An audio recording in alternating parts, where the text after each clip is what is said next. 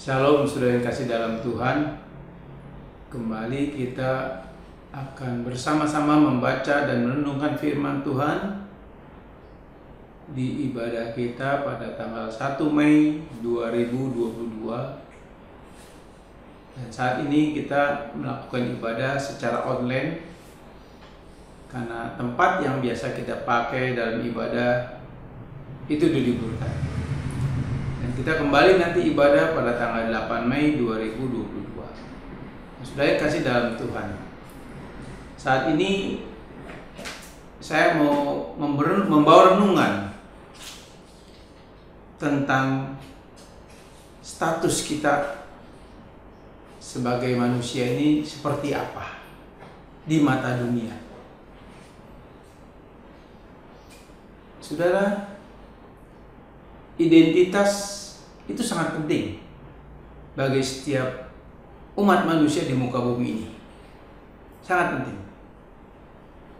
Dan itu menunjukkan, identitas itu menunjukkan status, baik itu status pendidikan, status pekerjaan, status sosial, dan lain sebagainya, saudara.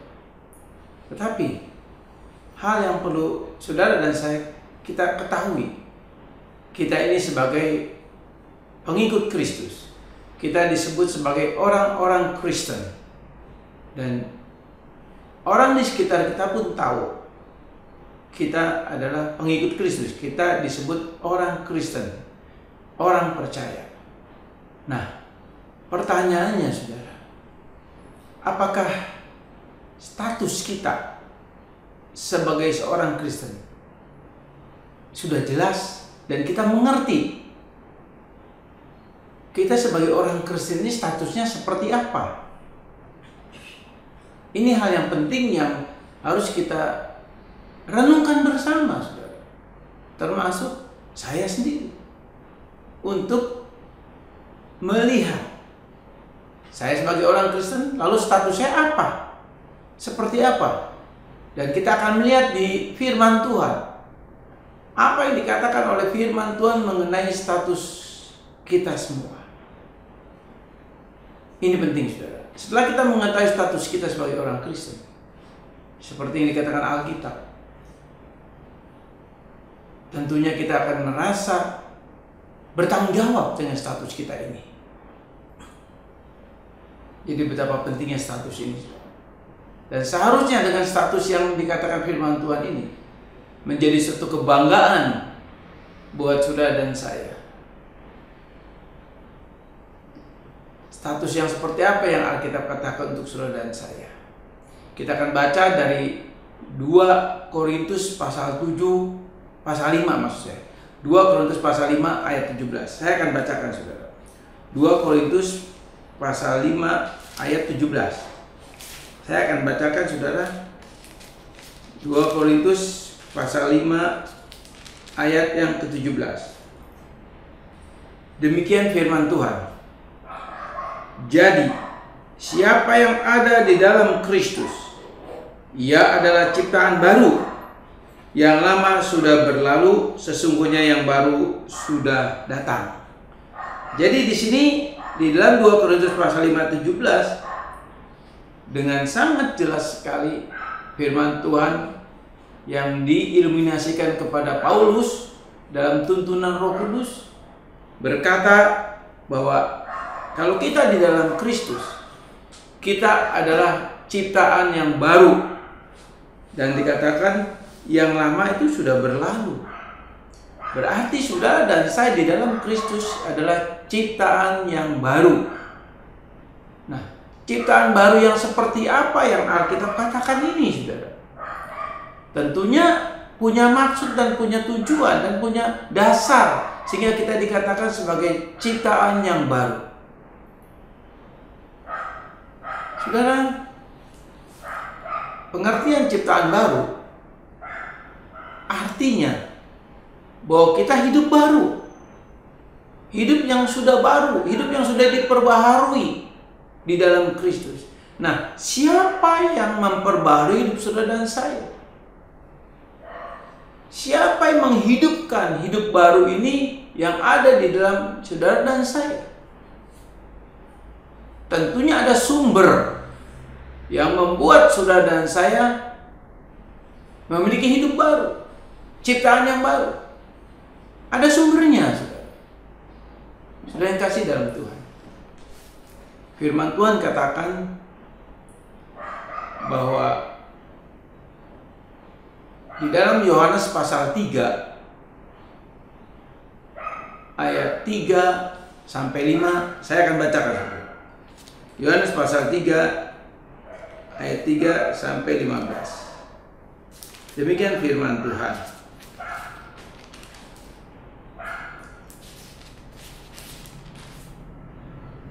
Yesus menjawab katanya, ini percakapan Yesus dengan Nikodemus di mana pada malam hari Nikodemus diam-diam menemui Tuhan Yesus. Dan Nikodemus adalah salah satu tokoh Farisi dan dia juga salah satu anggota dari dewan keagamaan di bangsa Israel saat itu yang disebut Dewan Sanhedrin.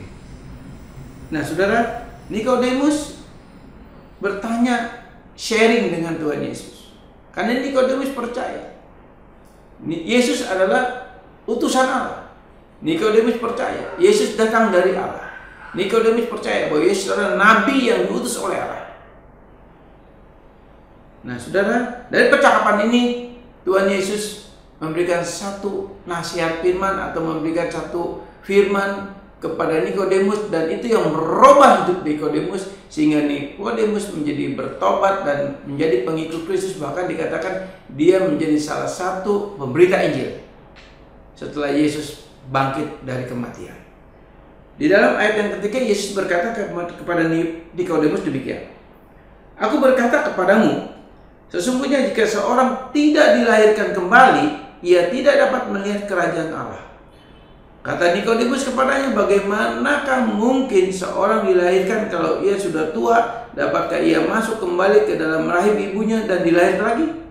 Jawab Yesus, "Aku berkata kepadamu, sesungguhnya jika seorang tidak dilahirkan dari air dan roh, ia tidak dapat masuk ke dalam kerajaan surga."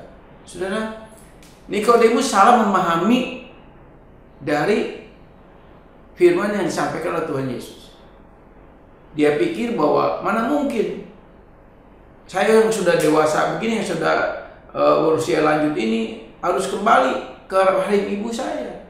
Nah, dia menangkap pengertian harus dilahirkan kembali di sini secara harfiah, secara pengetahuan manusia. Sedangkan yang Tuhan maksudkan di sini adalah jika seorang tidak dilahirkan kembali, ini bicara mengenai kelahiran baru, mengenai kelahiran baru. Nah, awal dari kita dikatakan ciptaan baru itu dimulai kita dilahirkan kembali, dilahirkan baru. Nah, kelahiran baru ini sepenuhnya karya Allah Roh Kudus, dan tidak ada sedikit pun kita ikut menyumbang kita menjadi sehingga kita dilahir barukan, tidak ada. Ini sepenuhnya karya Allah Roh Kudus, di mana Allah Roh Kudus melahir barukan saudara dan saya. Sehingga ketika kita dilahir barukan, dan di situ pula Allah memberikan kepada kita, mengaruniakan iman, hati yang percaya kepada siapa? Kepada Yesus Kristus sebagai Tuhan dan Juru Selamat. Jadi tanpa dilahir barukan, saudara dan saya tidak akan pernah bisa percaya Yesus sebagai Tuhan dan Juru Selamat. Karena kita dilahir barukanlah, otomatis kita bisa percaya Yesus adalah Tuhan dan Juru Selamat. Kenapa? Karena Allah Roh Kudus yang melahir barukan kita, Dia langsung tinggal di dalam hati nurani kita, tinggal di dalam hidup kita, bersatu di dalam hidup kita. Dan sehingga Yohanes Zebedius Rasul mengatakan bahwa di dalam 1 Yohanes 3:9, kita sudah suci, kita sudah kudus, dan kita tidak bisa berbuat dosa lagi. Maksudnya apa? Natur rohani kita tidak bisa berbuat dosa lagi. Karena natur rohani kita yang tadinya mati karena dosa sudah dilahir barukan kembali, dihidupkan kembali oleh Allah Bapa lewat karya Roh Kudus. Nah, setelah Roh Kudus masuk dalam hati kita, melahir barukan kita, tinggal di dalam kita, otomatis Dia memberikan kepada kita hati yang percaya, iman. Nah, dengan iman inilah kita bisa mempercayai Yesus adalah Tuhan dan Juru Selamat. Ketika kita mempercayai Yesus sebagai Tuhan dan Juru Selamat, otomatis Dengan iman itu juga lah kita bisa mempercayai, bisa menerima firman-firman yang disampaikan oleh Tuhan Yesus. Dan dari kitab suci inilah yang terisi dari perjanjian lama dan perjanjian baru, kita bisa mempercayai bahwa kitab suci ini adalah firman Tuhan. Kitab suci ini sepenuhnya adalah identitas daripada Tuhan sendiri. Dan kita bisa percaya itu karena apa? Karena kita diberikan iman. Dengan iman itu kita percaya Alkitab adalah firman Allah. Alkitab yang berisi firman Tuhan adalah sekali lagi identitas daripada Tuhan Yesus. Ya, berarti ketika kita percaya bahwa Alkitab adalah firman Tuhan dan ini adalah identitas Tuhan Yesus, berarti kita juga punya tanggung jawab. Sebab iman menghasilkan tanggung jawab. Dari tanggung jawab ini, tanggung jawab apa? Salah satu tanggung jawab ini adalah ada satu kerinduan, ada satu kesadaran rohani untuk kita selalu bersaat teduh setiap hari, membaca dan merenungkan firman Tuhan. Membaca dan merenungkan firman Tuhan bukan hanya sebatas sebagai pengetahuan kognitif yang ada di otak kita, tidak.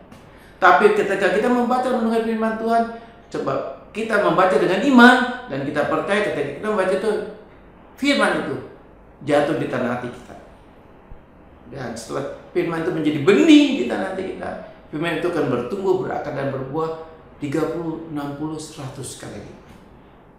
Tuhan Yesus katakan di dalam Yohanes pasal 15 dari ayat 1 sampai 8, Tuhan Yesus berkata apa? Akulah pokok anggur yang benar. Dan dia katakan kalau kita di dalam dia, dia di dalam kita, maka kita akan berbuah. Nah, artinya apa? Inilah artinya ciptaan baru. Dia ada di dalam kita ada di dalam dia. Firman yang kita baca, kita renungkan setiap hari, itu tertulis di dalam natur rohani kita, di dalam hati kita. Dan firman itulah yang menghasilkan buah. Nah, buah itulah yang menjadi salah satu identitas saudara dan saya sebagai ciptaan baru. Dan orang bisa melihat bahwa saudara dan saya adalah sebagai orang-orang yang sudah diciptakan baru, sudah dilahirbarukan, dan sudah memiliki buah firman dalam kehidupan saudara dan saya. Dan Tuhan Yesus juga memberikan status lain kepada kita. Dia katakan apa? Kamu adalah garam dunia. Kamu adalah terang dunia. Ini status, ini jabatan yang Allah berikan kepada kita. Kita tidak akan pernah bisa menjadi garam dan terang. Artinya sifat garam dan terang kita tahu mempengaruhi lingkungan. Kalau kita tahu kalau di mana ada garam, itu di sekitar garam itu akan terpengaruh dengan kehadiran garam itu. Atau kalau ada terang, kegelapan itu tidak akan ada lagi. Nah, demikian juga saudara dan saya. Kita tidak akan pernah bisa menjadi garam dan terang kalau tidak ada firman. Tetapi kalau ada firman, kita akan menjadi garam dan terang sehingga kita bisa menggarami dunia, kita bisa menerangi dunia dengan firman yang ada di dalam kehidupan kita. Jadi ciptaan baru bukan hanya sebagai status nama, tetapi menjadi satu bukti untuk kita juga menghasilkan buah.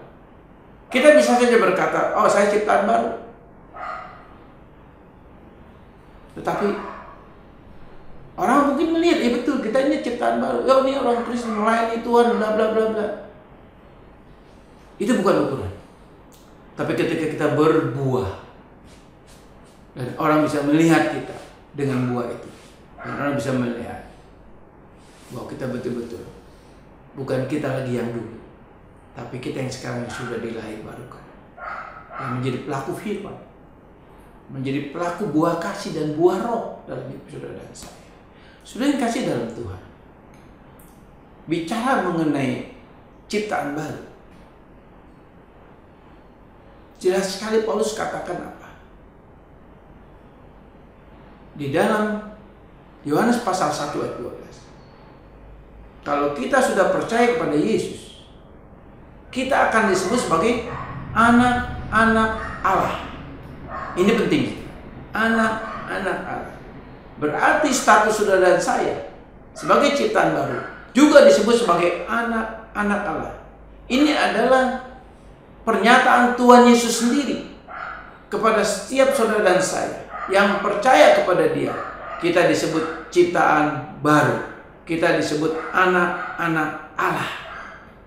Ini status yang Allah berikan. Yesus yang berikan. Kamu anak-anak Allah. Berarti saudara dan saya betul-betul saat ini memiliki jabatan anak-anak Allah.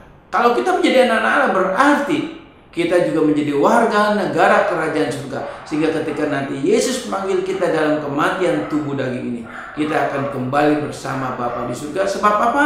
Sebab kita adalah anak-anak Allah yang mewarisi kerajaan surga.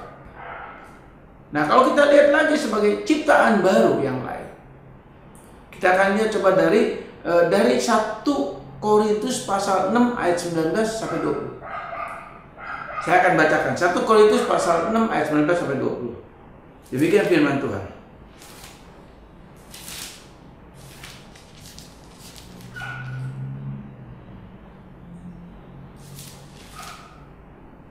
Atau tidak tahukah kamu bahwa tubuhmu adalah bait Roh Kudus yang diam di dalam kamu, Roh Kudus yang kamu peroleh dari Allah, dan bahwa kamu bukan milik kamu sendiri, sebab kamu telah dibeli dan harganya telah lunas dibayar. Karena itu muliakanlah Allah dengan tubuhmu.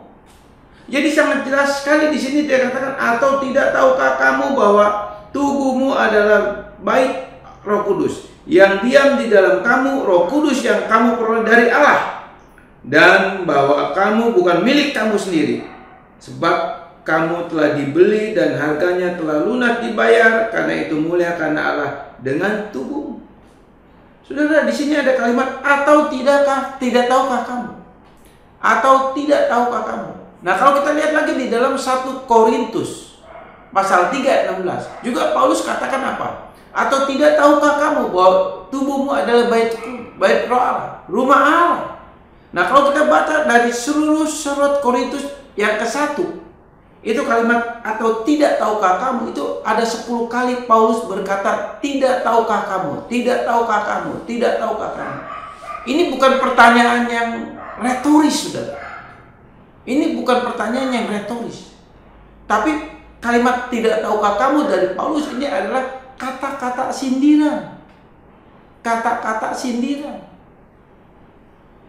Artinya Paulus dengan kalimat tidak tahukah kamu ini Paulus menyindir orang-orang di Korintus, jemaat di Korintus yang dia dirikan sendiri, yang dia bangun sendiri.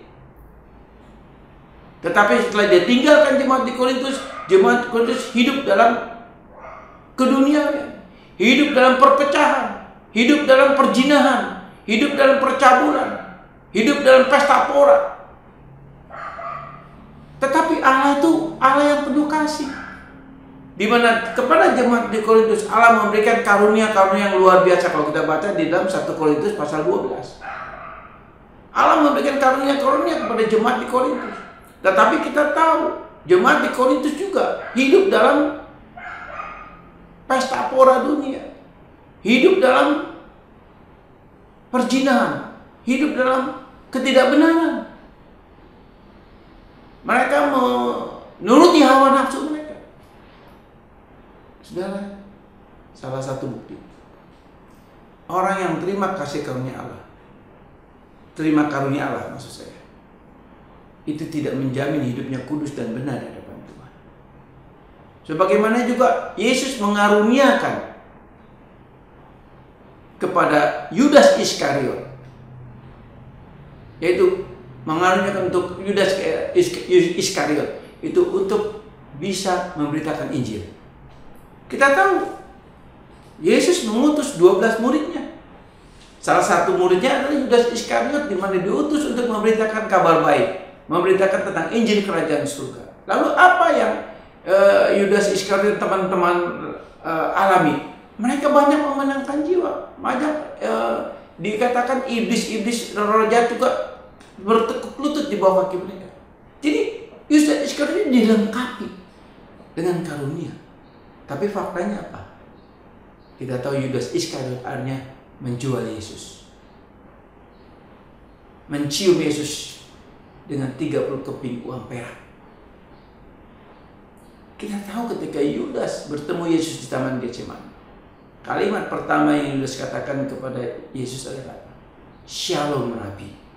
Shalom, kalimat damai sejahtera. Kalimat damai sejahtera, kalimat yang bersahabat, kalimat yang memberkati. Tetapi kalimat salam yang dipakai Yudas Iskariot adalah kalimat yang membawa Yesus kepada kayu salib.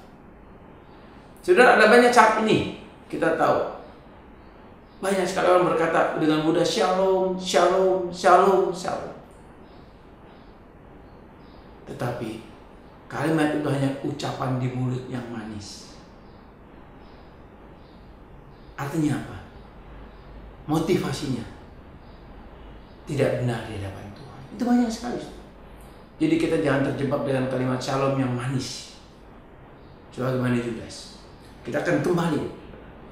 Jadi Rasul Paulus berkata di dalam surat Korintus yang pertama, yang ke-1, itu ada 10 kali kalimat tidak tahukah kamu, tidak tahukah kamu. Yang tadi saya katakan ini bukan pertanyaan yang retoris, tapi ini adalah sindiran yang Paulus berikan kepada jemaat di Korintus, mengingatkan kepada jemaat di Korintus bahwa kamu adalah bait Tuhan, kamu milik Tuhan, dan Roh Kudus sudah tinggal di dalam kamu, dan kamu sudah dibeli, lunas, dibayar. Kamu bukan milik kamu lagi, tapi milik Kristus. Muliakan Dia dengan tubuhmu. Itu yang Paulus katakan. Paulus ingatkan dengan sindiran bahwa untuk mereka supaya sadar siapa kamu.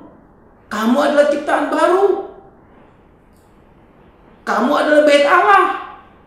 Jaga hidupmu, jaga kekudusanmu, jaga perkataanmu dari perkataan-perkataan yang tidak membangun, dari perkataan-perkataan yang tidak baik, dari perkataan-perkataan yang mungkin penuh dengan kemarahan, kebencian, dan lain sebagainya. Jaga. Paulus mengingatkan dengan kalimat, tidak tahukah kamu? Ini kalimat sindiran, saudara. Kalimat sindiran yang begitu tajam buat orang-orang Korintus atau jemaat di Korintus.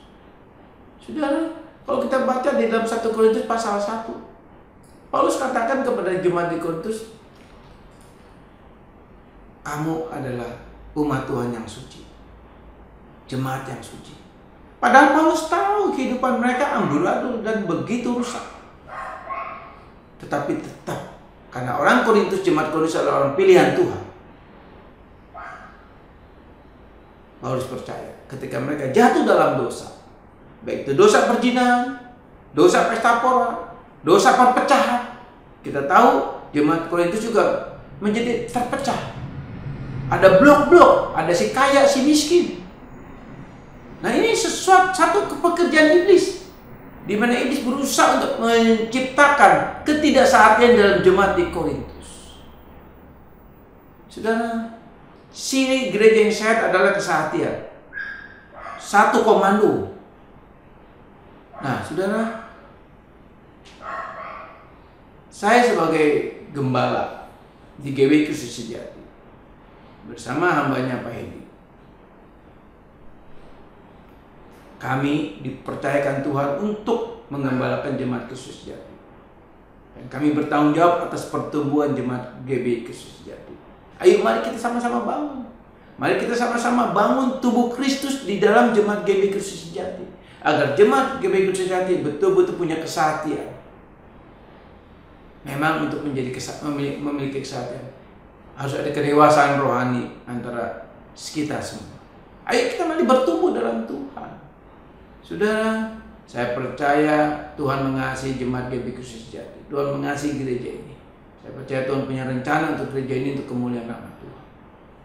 Nah, saudara yang kasih dalam Tuhan, status yang diberikan kepada jemaat di Korintus dengan sangat jelas sekali firman Tuhan katakan bahwa kamu jemaat yang kudus, kamu jemaat yang suci.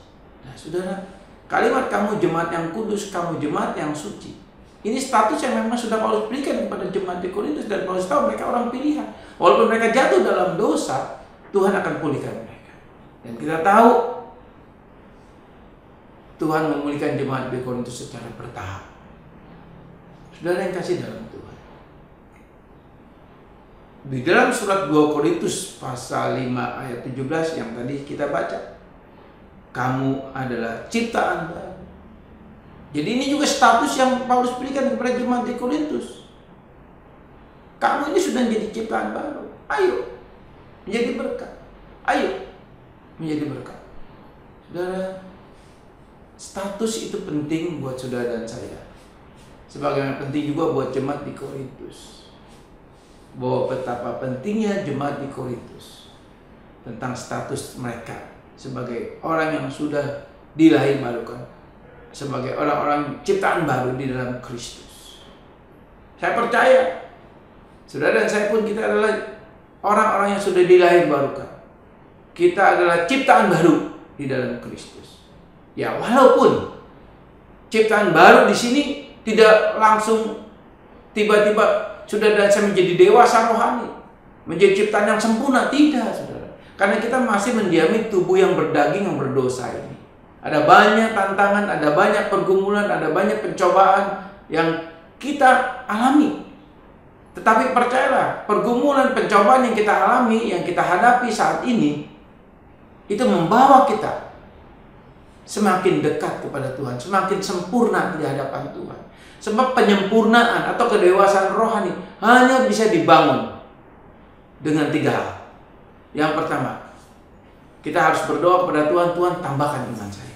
Pengertian tambahkan iman saya di sini adalah artinya Tuhan bangun kerohanian saya, agar kerohanian saya bertambah dewasa, agar rohani saya semakin dewasa. Tidak baik, semakin dewasa, semakin dewasa. Itu pertama kita harus berdoa, Tuhan tambahkan iman. Artinya tambahkan iman saya, artinya bangun rohani saya supaya rohani semakin dewasa setiap hari. Yang kedua, hanya bisa kedewasaan rohani atau menjadi ciptaan baru yang semakin sempurna. Yang kedua adalah apa? Membaca dan merenungkan firman Tuhan. Sebab firman Tuhan ini adalah nutrisi daripada natur rohani kita. Tubuh jasmani kita aja kalau kita nggak makan, kita akan lemes. Bahkan kita bisa sakit. Demikian juga natur rohani kita perlu makanan, yaitu firman Tuhan. Dan firman Tuhan inilah menjadi makanan rohani saudara dan saya. Baca dan renungkan firman Tuhan setiap hari. Bukan hanya baca seliwat, tapi renungkan, catat, renungkan, catat. Dan ulang-ulang renungkan. Kadang-kadang saudara, dalam 1 minggu saya membaca firman Tuhan, saya merenungkan firman Tuhan, itu tidak berayat-ayat, berpuluh-puluh ayat, beratus ayat, tidak. Kadang-kadang Tuhan taruh cuma 1 ayat, dan 1 ayat itu menjadi pergumulan saya dalam 1 minggu. Saya renungkan itu. Coba apalah artinya membaca 5 pasal, 6 pasal dalam 1 hari, tapi sudah tidak pernah renungkan. Hanya program jadwal yang biasa itu tidak membangun. Tapi ketika engkau dan saya, ketika saudara dan saya membaca dan renungkan firman Tuhan, kita kadang-kadang Roh Kudus setuju 1 ayat. Nah itu kita renungkan sampai kita mengerti. Bukan kejar target, kejar kuota. Tidak, saudara. Saudara, poin yang kedua untuk kita menjadi ciptaan baru semakin sempurna, semakin dewasa, adalah membaca dan merenungkan firman Tuhan. Yang ketiga, untuk kita menjadi ciptaan baru semakin sempurna, adalah apa? Lewat proses, lewat progres. Rohani kita, hidup kita, natur daging kita diproses. Agar semakin hari semakin natur keinginan daging kita semakin dimatikan, semakin diperkecil, sehingga akhirnya natur rohani kita mendominasi hidup kita. Itu tujuannya. Saudara yang kasih dalam Tuhan, mari kita renungkan bersama. Saudara dan saya adalah ciptaan baru. Menjadi ciptaan baru bukan berarti saudara dan saya hidup hebat, kudus, suci, tidak.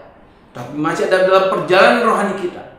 Ada pengalaman iman yang terus kita tapaki jalan hidup kita.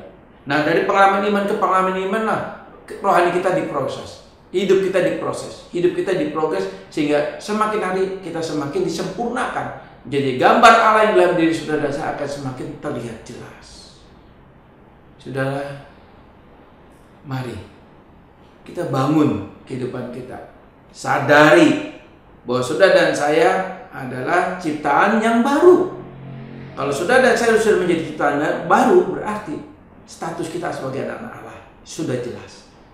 Dan kalau kita sebagai anak Allah, berarti kita sudah menjadi warga negara kerajaan surga. Saudara dan saya diselamatkan bukan karena perbuatan baik, tapi kita diselamatkan karena anugerah dari Allah 100%. Dan kita berbuat baik, kita menjadi pelaku firman karena kita sudah diselamatkan, bukan untuk selamat. Saudara, perhatikan ini. Catat ini dalam hati saudara dan saya. Saat ini kita adalah manusia baru. Kita ciptaan baru. Yang lama sudah berlalu. Mari saudara yang kasih dalam Tuhan, kita bangun kebersamaan kita. Kita bangun kesehatian kita di dalam wadah gereja GBI Kristus Sejati. Tanggalkan kepentingan-kepentingan pribadi. Tanggalkan hal-hal yang tidak baik di dalam hidup saudara dan saya. Mari kita bangun bersama dengan segala kerendahan hati kita. Dan mari sadari hal itu. Sebab kita tahu ada satu pribadi yang tidak suka dengan kesehatian kita, dengan kebersamaan kita, yaitu apa? Iblis. Iblis selalu berusaha untuk mengacaukan kebersamaan kita, kesehatian kita. Kita minta saat ini perlindungan kuasa darah Yesus, agar kita dibangun kembali bersama-sama, bersatu hati. Saya percaya saudara akan diberkati Tuhan di wadah GBI Kristus Sejati ini. Saudara, satu hal sebelum satu itu. Di dalam Ulangan pasal 28 ayat 1 sampai 14 itu bicara mengenai berkat. Dan Ulangan pasal 28 ayat 1 sampai 14 ini bicara mengenai status daripada orang yang sudah dilahirbarukan, status sebagai orang yang sudah menjadi ciptaan baru. Nah, di dalam Ulangan pasal 28 ayat 15 sampai 60 lebih itu bicara mengenai status seorang Kristen yang belum bertumbuh atau status seorang Kristen yang palsu. Tapi saudara dan saya percaya seluruh jemaat GBI Kristus Sejati adalah Kristen sejati. Saya percaya seluruh jemaat GBI Kristus Sejati adalah orang-orang pilihan Tuhan. Saya percaya seluruh jemaat GBI Kristus Sejati sudah dilahirbarukan dan menjadi ciptaan yang baru. Nah, ketika saudara dan saudara menjadi ciptaan yang baru, sudah tahu ada berkat Allah diberikan kepada saudara dan saya, sebagaimana janji Allah kepada bangsa Israel. Ada janji Allah juga kepada saudara dan saya di dalam Ulangan 28 ayat 1 sampai 14. Itu janji berkat Tuhan buat saudara dan saya sebagai orang yang sudah menjadi ciptaan baru. Saya akan bacakan sebagai penutup khotbah saya, renungan saya pada pagi dan siang ini.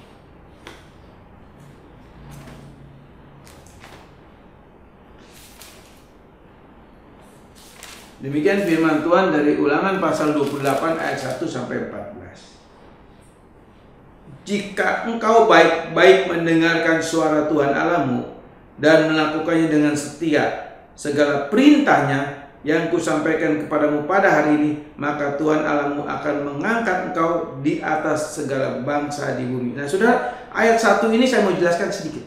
Ya, dikatakan jika engkau baik-baik saja mendengarkan suara Tuhan Allahmu dan melakukan dengan setia segala perintahnya yang kusampaikan kepadamu pada hari ini, maka Tuhan Allahmu akan mengangkat engkau di atas segala bangsa di bumi. Artinya apa, saudara? Nah, kalimat pembukaan daripada Ulangan pasal 28 ini yang menyampaikan adalah Musa. Sebelum Musa berpisah dengan bangsa Israel angkatan yang kedua untuk masuk tanah perjanjian. Nah, saudara, di Ulangan pasal 28 ini Musa mengingatkan bahwa jika kau baik-baik mendengarkan suara, siapa yang bisa mendengarkan suara Tuhan? Siapa yang bisa percaya firman Tuhan? Orang yang bisa mendengar suara Tuhan, orang yang bisa percaya Alkitab adalah firman Tuhan, adalah orang yang beriman yang tadi saya katakan. Kalau sudah dan saya sudah dilahirbarukan menjadi ciptaan yang baru, berarti kita punya iman dan kita percaya. Dengan iman kita percaya ini firman Tuhan. Artinya saudara dan saya, kita percaya bahwa kita mendengar suara Tuhan. Lewat apa? Lewat membaca dan mendengarkan firman Tuhan setiap hari. Saat teduh kita baca firman Tuhan, berarti kita sedang mendengar suara Tuhan. Lalu selanjutnya kita dengan iman kita menjadi pelaku, menjadi setia. Karena iman itu menghasilkan kesetiaan. Iman menghasilkan tindakan atau perbuatan. Iman juga menghasilkan tanggung jawab. Jadi saudara dan saya bisa menjadi pelaku firman karena iman yang menghasilkan tindakan, menghasilkan ketaatan, menghasilkan tanggung jawab, menghasilkan kesetiaan. Jadi otomatis Ulangan 28 ayat 1 ini ditujukan kalau kita lihat dari kacamata Injil, dari kacamata anugerah. Ulangan 28 ayat 1 ini bicara mengenai orang pilihan, bicara mengenai orang Kristen. Ini bicara mengenai orang-orang Kristen yang sudah menjadi ciptaan yang baru. Dan saya percaya sekali lagi seluruh jemaat GBI Kristus Sejati adalah ciptaan baru. Amin. Nah, saudara yang kasih dalam Tuhan. Selanjutnya apa? Saudara dan saya, ayat yang kedua dikatakan segala berkat ini akan datang kepadamu dan menjadi bagianmu Jika engkau mendengarkan suara Tuhan Allahmu, udah pasti saudara dan saya membaca firman Tuhan dan kita mendengar suara Tuhan, itu udah pasti saudara. Diberkatilah engkau di kota, diberkatilah engkau di ladang, diberkatilah buah kandunganmu, hasil bumimu dan hasil ternakmu, yakni anak lembu sapimu dan kandungan kambing dombamu, diberkatilah bakulmu dan di tempat adonanmu, diberkatilah engkau pada waktu masuk, diberkatilah engkau pada waktu keluar. Tuhan akan memberkati, membiarkan musuhmu yang maju berperang melawan engkau terpukul kalah olehmu. Bersatu jalan mereka mereka akan menyerang engkau, tetapi bertujuh jalan mereka akan lari dari depanmu. Tuhan akan memberitakan berkat ke atasmu di dalam lumbungmu dan di dalam segala usahamu. Ia akan memberkati engkau di negeri yang diberkati kepadamu oleh Tuhan Allahmu. Tuhan akan menetapkan engkau sebagai umat-Nya yang kudus seperti yang dijanjikannya dengan sumpah kepadamu. Jika engkau berpegang pada perintah Tuhan Allahmu dan hidup menurut jalan yang ditunjukkannya, udah pasti saudara dan saya hidup dalam kebenaran firman Tuhan, karena saudara dan saya umat pilihannya, saudara dan saya ciptaan baru. Ya, jadi jelas sekali kita sudah memegang firman Tuhan, kita memiliki firman Tuhan, kita sudah bersatu dengan Kristus, di mana firman dan identitas Kristus, berarti Yesus atau firman sudah ada dalam diri kita. Berarti kita hidup berjalan dengan firman Tuhan, berjalan bersama Kristus. Maka segala bangsa di bumi akan melihat bahwa nama Tuhan telah disebut atasmu dan mereka akan takut kepadamu. Jadi berkat, jadi garam, jadi terang. Kenapa? Karena ada firman, ada Yesus di dalam diri kita. Jadi berkat, jadi terang. Selanjutnya saudara, ya. Juga Tuhan akan melimpahi engkau dengan kebaikan dalam buah kandunganmu, dalam hasil ternakmu, dalam hasil bumimu, di tanah yang dijanjikan Tuhan dengan sumpah kepada nenek moyangmu untuk memberikan kepadamu. Tuhan akan membuka bagimu perbendaharaannya yang melimpah, yakni langit, untuk memberikan hujan bagi tanahmu pada masanya dan memberikan segala pekerjaanmu, sehingga engkau memberi pinjaman kepada banyak bangsa, tetapi engkau sendiri tidak meminta pinjaman. Tuhan akan mengangkat engkau menjadi kepala dan bukan menjadi ekor. Engkau akan tetap naik dan bukan turun apabila engkau mendengarkan perintah Tuhan Allahmu yang kusampaikan pada hari ini, kau lakukan dengan setia. Dan apabila engkau tidak menyimpang ke kanan atau ke kiri dari segala perintah yang kuberikan kepadamu pada hari ini, dengan mengikuti Allah lain dan beribadah kepada, jelas saudara dan saya tidak akan pernah beribadah kepada Allah lain. Kita tidak akan pernah salah fokus, sebab ada Roh Kudus dan iman yang menuntun kita datang kepada Kristus. Iman membawa kita kepada Kristus, bukan kepada Allah atau ilah lain. Sudah yang kasih dalam Tuhan, pengertian berkat itu tidak harus selalu bicara kekayaan secara materi, tapi pengertian berkat juga bisa bicara juga kesehatan, bisa juga bicara mukjizat, bisa bicara juga pemeliharaan Tuhan. Tapi percayalah, hidup orang benar, hidup orang yang sudah dilahirbarukan, yang sudah menjadi ciptaan yang baru, hidupnya dalam pemeliharaan Allah, dan Allah akan selalu mencukupi kebutuhan saudara dan saya. Percayalah, saudara dan saya tidak sendiri. Dimanapun saudara dan saya berada, ada Kristus bersama kita. Dia tidak pernah meninggalkan kita. Tangannya yang kuat, tangannya yang penuh kasih, tangannya yang penuh kuasa, selalu memegang tangan kanan kita, dan dia tidak pernah melepaskan kita. Sekalipun kita ingin melepaskan pegangan Yesus, Yesus tidak akan pernah melepaskannya. Sebab apa? Sebab saudara dan saya orang pilihannya, anak-anak Allah, ciptaan yang baru. Kita satukan hati dalam doa. Bapak, terima kasih buat firman pada pagi dan siang ini. Dan jadikanlah firman ini Bapa menjadi kebenaran bagi setiap kami, dan setiap renungan firman yang disampaikan ini boleh menjadi momentum prima bagi setiap kami yang mendengarnya. Bapa, meteraikan firman ini di dalam hati nurani kami. Berkati dengan kebenaran firman ini Bapa, sehingga kami boleh memahami dan kami bersyukur saat ini. Kami adalah ciptaan baru, kami adalah anak Allah, dan status kami adalah warga negara kerajaan surga. Terima kasih buat semuanya Bapak. Hamba menyerahkan juga seluruh jemaat GB Kristianti ke dalam tahun. Berkati seluruh jemaat ini Bapak. Jadikan gereja ini menjadi berkat dan bagi otak lawang. Satukan hati kami Bapak. Tutup bungkus kebersamaan kami oleh kuasa darah Yesus Bapak. Tutup bungkus kebersamaan kami, kesehatan kami oleh kuasa darah Yesus. Sehingga segala bentuk roh jahat apapun, roh pemecah belah, tidak akan pernah memecah belah kami. Kami minta perlindungan kuasa dari Yesus bagi setiap kami. Kami minta perlindungan kuasa dari Yesus bagi setiap kami. Bapa, semuanya Hamba serahkan di dalam tangan. Hamba menyerahkan jemaat GBI Kristus ke dalam tangan. Juga semua anak-anakmu, hamba-hambamu yang melayani di GBI Kristus Sejati, Hamba serahkan semua ke dalam tangan. Berkati, berkati. Dan berkati juga Bapak, baik Pak Hendi sebagai wakil gembala, berkati Pak Yono sebagai staf gembala, berkati seluruh diaken yang ada, berkati anak-anak musik yang ada, berkati seluruh jemaat GBI Kristus Sejati, berkati mereka Bapak dengan berkat yang daripada Engkau. Satukan hati kami Bapak dalam kasih. Di dalam nama Tuhan Yesus kami berdoa dan mengucap syukur. Haleluya.